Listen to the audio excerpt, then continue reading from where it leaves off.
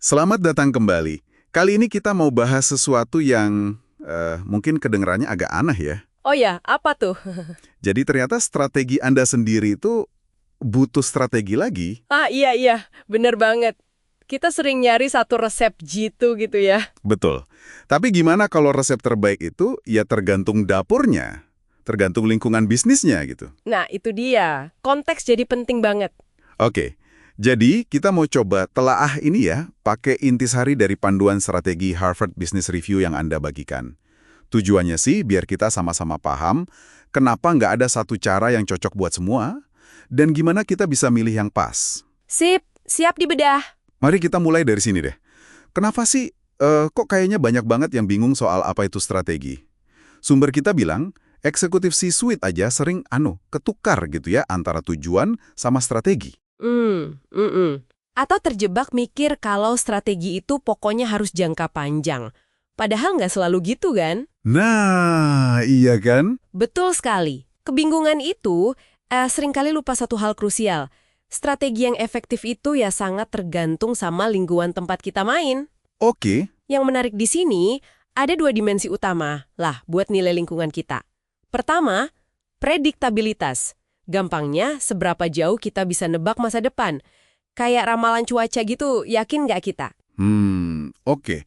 Prediktabilitas. Terus yang kedua? Yang kedua, maleabilitas. Ini soal seberapa besar sih kekuatan kita atau pesaing buat ngubah cuaca atau aturan main di lingkungan itu. Bisa nggak kita pengaruhi? Prediktabilitas dan maleabilitas. Oh gitu. Jadi kayak dua sumbu gitu ya yang nentuin gaya strategi yang cocok. Tepat sekali. Kombinasi dua ini nanti ngebentuk gaya strategi yang beda-beda. Kita lihat yang pertama ya, gaya klasik. Klasik. Ini yang paling umum mungkin ya. Bisa jadi, ini cocok buat lingkungan yang relatif stabil dan bisa diprediksi, tujuannya jelas, jadi yang paling besar atau paling efisien. Contohnya mungkin kayak industri kebutuhan pokok atau dulu minyak bumi. Caranya gimana tuh kalau... Klasik. Analisisnya mendalam, perencanaannya hati-hati banget, terus eksekusinya presisi. Kayak bangun benteng pertahanan gitu, jaga posisi. Oke, masuk akal untuk yang stabil. Tapi gimana kalau lingkungannya itu, wah, susah ditebak. Kayak badai tiba-tiba, dan kita juga nggak punya kuasa besar buat ngubah arah anginnya. Misalnya, industri software atau internet gitu kan, cepet banget berubahnya. Nah, disitulah gaya adaptif main perannya.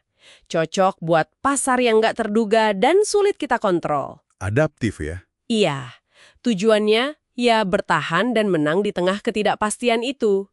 Lupakan deh rencana jangka panjang yang kaku banget. Jadi kuncinya apa dong? Kuncinya di kelincahan. Eksperimen terus-menerus dan belajar secepat mungkin dari sinyal pasar.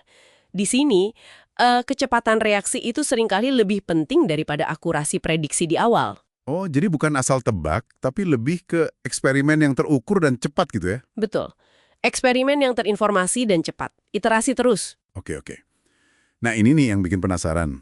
Gimana kalau lingkungannya nggak bisa diprediksi, tapi kita bisa mempengaruhinya?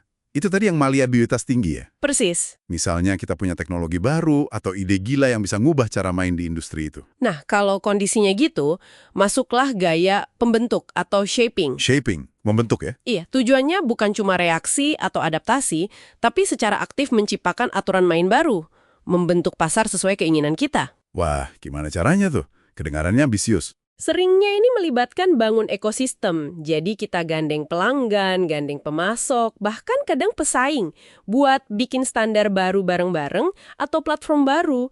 Tujuannya biar cuacanya ikutin kemauan kita. Menarik banget. Jadi udah ada klasik buat yang stabil, adaptif buat yang nggak pasti dan susah diubah, terus pembentuk buat yang nggak pasti tapi bisa kita ubah. Ada lagi nggak? Ada satu lagi, gaya visioner. Ini buat situasi yang agak jarang sih, di mana lingkungan bisa diprediksi dan kita punya kekuatan buat ngebentuknya sesuai visi unik kita. Oke, visioner. Tapi, ada temuan penting nih dari survei di sumber kita. Ternyata, banyak banget perusahaan itu malah kejebak pakai gaya klasik atau visioner. Loh, padahal? Padahal lingkungan mereka jelas-jelas nggak bisa diprediksi atau nggak gampang dibentuk. Wah, serius kok bisa gitu ya? salah pakai kostum dong. Iya, kayaknya gitu deh. Kenapa? Seringnya sih karena ya kebiasaan lama yang susah diubah, atau mungkin gaya manajemen warisan sekolah bisnis yang terlalu fokus ke perencanaan dan kontrol. Padahal lingkungannya udah beda ya? Betul. Lingkungannya mungkin udah butuh kelincahan atau kemampuan membentuk pasar, tapi caranya masih pakai cara lama yang dianggap praktis. Padahal praktisnya buat lingkungan yang dulu, bukan yang sekarang. Waduh, jadi apa artinya ini semua buat kita yang denger ini? Implikasinya gede dong ya? Gede banget. Artinya, langkah pertama yang paling penting itu, ya jujur dulu nilai cuaca lingkungan bisnis kita. Seberapa predictable, seberapa malleable, Oke, nilai dulu. terus baru deh secara sadar pilih gaya strategi yang paling pas. Klasik, adaptif, pembentuk, atau visioner. Jangan pukul rata satu gaya buat semua divisi atau produk. Bisa jadi beda-beda kebutuhannya. Iya, masuk akal. Tiap bagian perusahaan bisa jadi main di cuaca yang beda. Heeh. Dan ini tidak cuma soal milih gayanya aja kan ya, tapi soal ngejalaninnya juga, eksekusinya. Nah, itu dia. Penting banget. Eksekusi itu harus nyambung sama gaya strateginya. Maksudnya gimana tuh? Gini, kalau strateginya klasik, ya mungkin cocok pakai rencana detail, KPI kaku, pengawasan ketat.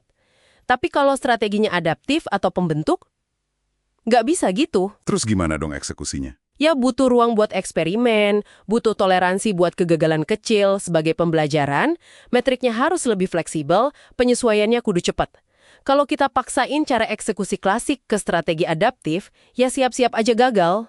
Oke, jelas banget. Jadi poin kuncinya, udah deh lupain nyari satu resep strategi ajaib, kenali dulu medan perangnya. Betul. Tingkat prediktabilitasnya gimana, maleabilitasnya gimana. Terus pilih senjata atau gaya strategi yang tepat. Dan pastiin cara kita bertempur alias eksekusinya juga pas sama senjatanya. Tepat sekali. Sip, Nah, sebagai penutup nih, mungkin satu pemikiran buat Anda bawa pulang ya. boleh apa tuh? Setelah Anda tahu nih, gaya strategi mana yang paling pas buat kondisi Anda, tantangan berikutnya kan nggak berhenti di situ. Oh ya, Tantangan berikutnya adalah gimana caranya membangun kemampuan di dalam organisasi Anda. Keterampilan tim, proses kerja, bahkan budayanya, supaya benar-benar bisa ngejalanin gaya strategi itu. bener juga. Apalagi kalau gaya barunya itu beda banget sama kebiasaan lama ya. Nah, itu dia. Gimana Anda mastiin tim Anda itu siap dan mampu buat beradaptasi kalau memang butuh adaptif, atau mampu membentuk masa depan kalau memang gayanya pembentuk. Itu PR berikutnya.